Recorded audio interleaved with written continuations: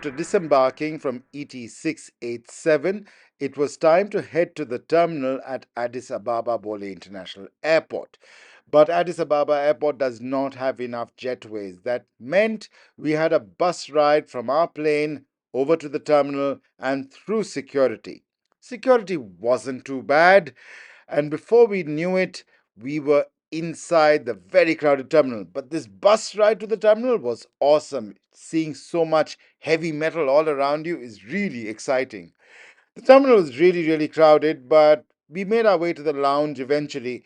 It took us some time to get into the lounge, strangely enough, despite our hour and a half long layover, which wasn't very long because boarding was about to start in about half an hour, because lots of people were trying to get in.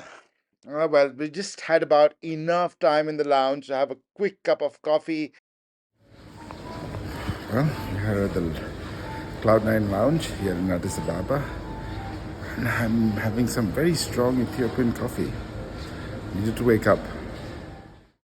Other than the Cloud9 Lounge, there are some other loyalty lounges where you can get in with your priority pass or whatever other cards access that you have.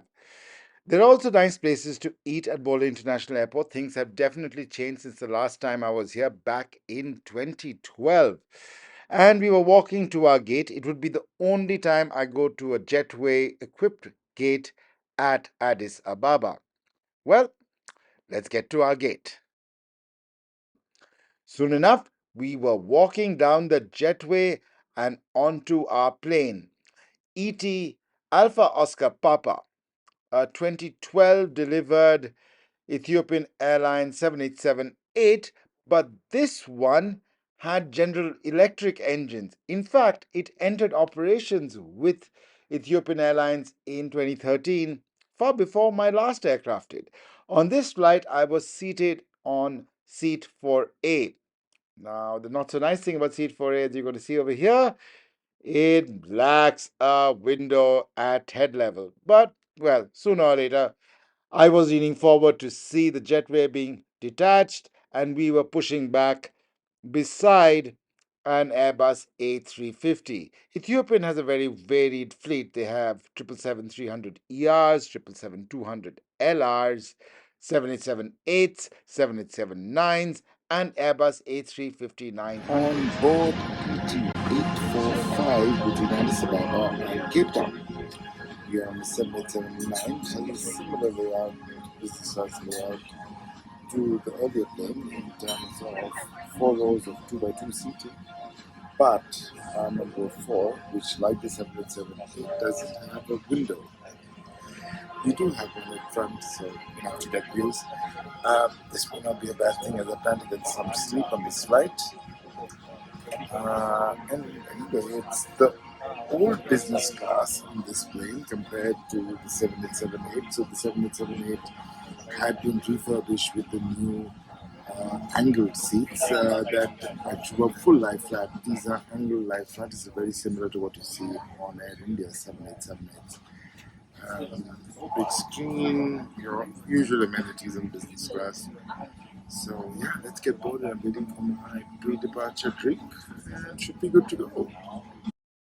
This large and varied fleet of Ethiopian Airlines made for a lovely view out of my window, even though I was craning forward for that view. 777, 787, then an A350, as you can see right now.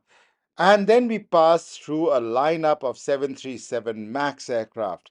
And Ethiopian has just placed a massive order for 737 MAX aircraft, which is very telling given that it was the accident of an Ethiopian Airlines 737 MAX that led to the worldwide grounding of the Boeing aircraft.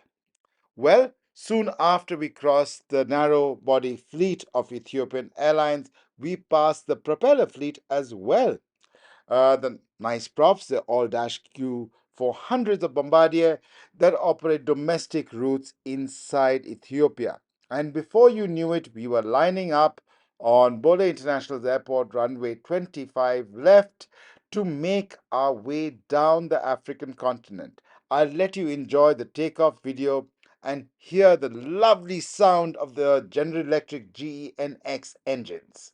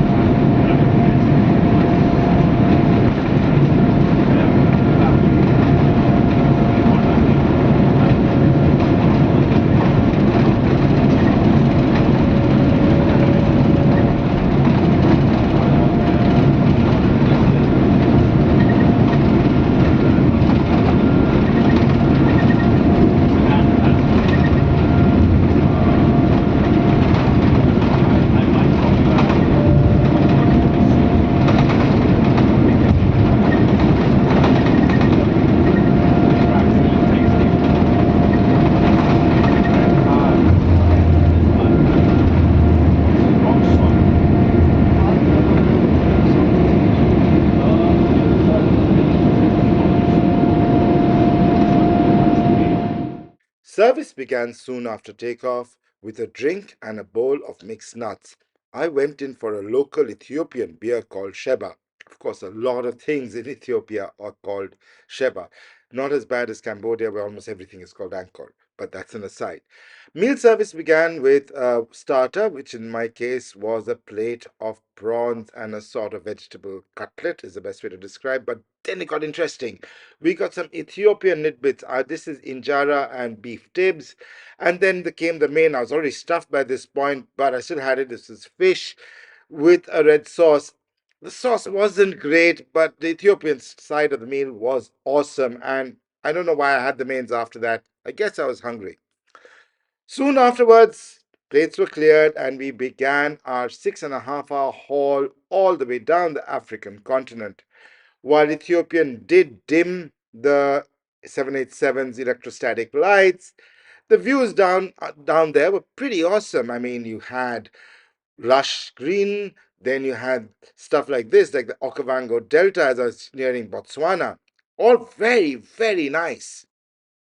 Now, as I mentioned earlier, the IFE system on these older 787s is not as advanced as the IFE system on, well, the newer 787s, which are actually older, but the those old ones, like I flew on my flight from Delhi, are actually newer in service, so they have a more modern cabin. This one, well, there were enough movies, quite adequate for a flight to Cape Town and back, but since Ethiopian uses these aircraft to very long haul flights, say I believe the aircraft came back from Cape Town to Addis, then went on to Incheon, which is an 11-hour flight, or these aircraft still do the scissor hub routes from Rome to North America.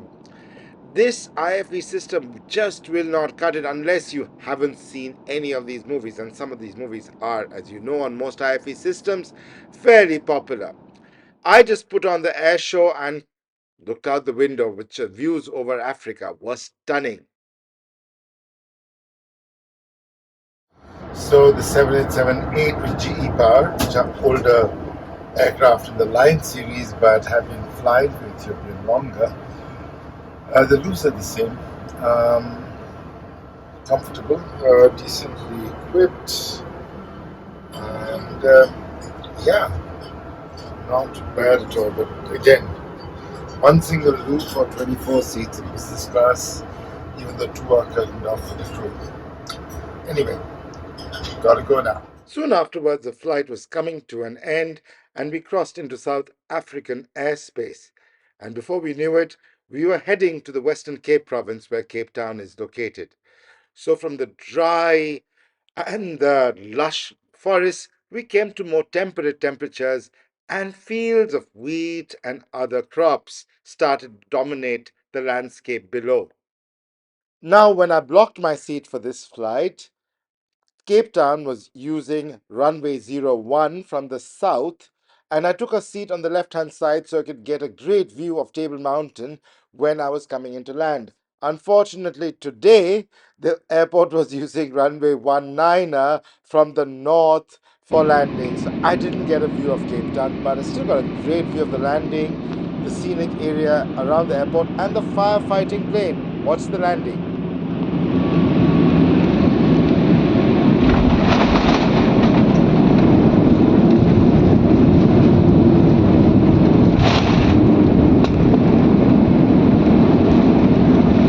We quickly pulled off the runway to start our long taxi to our stand on the international side of Cape Town's terminal. We went past the domestic terminal where I saw airlines I'd only seen in other trip reports by aviation YouTubers. Will I fly Ethiopian again? Why not? It's actually one of the best connections to many, many parts of Africa, very well timed with flights from India. Anyway, thank you for watching this video. Do like and subscribe to my channel.